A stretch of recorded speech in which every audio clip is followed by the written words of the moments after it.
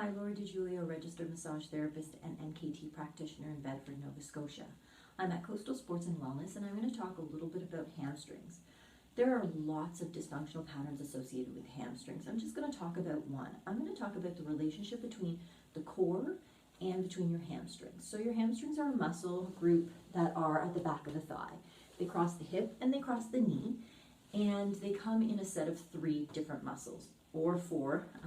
One has 2 heads, and it can be argued that there definitely are 4 different muscles in that group. But the hamstring group is often overworking for muscles that are inhibited, like the core.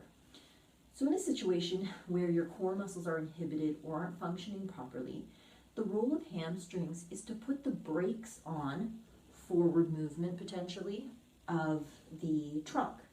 And so because they attach here at the base of the pelvis, when you drop forward, if you don't have the trunk control to hold your torso over gravity, then the hamstrings pull tight to prevent you from falling over.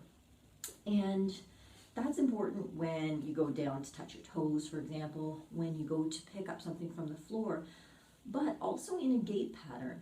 When you're walking, walking has been often described as a series of controlled falls. So when you walk, you're walking forward, your body has to be controlled against the force of gravity and forward momentum. And when there's core instability, the hamstrings certainly can overwork for patterns in gait as well. And so what we often do is we feel that the hamstrings are tight. And what do we do to tight muscles? We stretch them. And so you stretch your hamstrings and it feels good momentarily, and then they get tight again.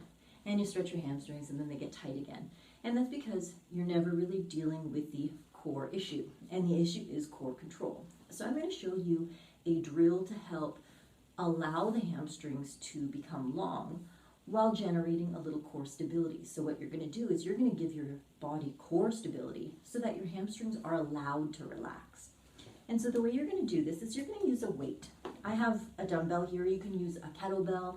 You can use a bottle. You can use whatever you've got at home as a little bit of weight to give you stability in the trunk. So I'm going to stretch my right hamstring. So I want to hold my weight in my left arm, and I'm going to lie on my back. So my left arm is reaching up towards the ceiling. My shoulder is squeezed back and down. My core is strong, and so I'm making sure that my ribs aren't flared, that I've tucked my ribs, and I've generated a little tension in my core, in my abdomen, and in my trunk. My right arm is just going to rest beside me. I'm going to pull the toes of my right foot up, and then I'm going to slowly lift that right leg, not using momentum. I'm going to use lots of trunk control in order to bring my straight right leg up, like this. And then lower. I'm going to make sure that my knee stays straight,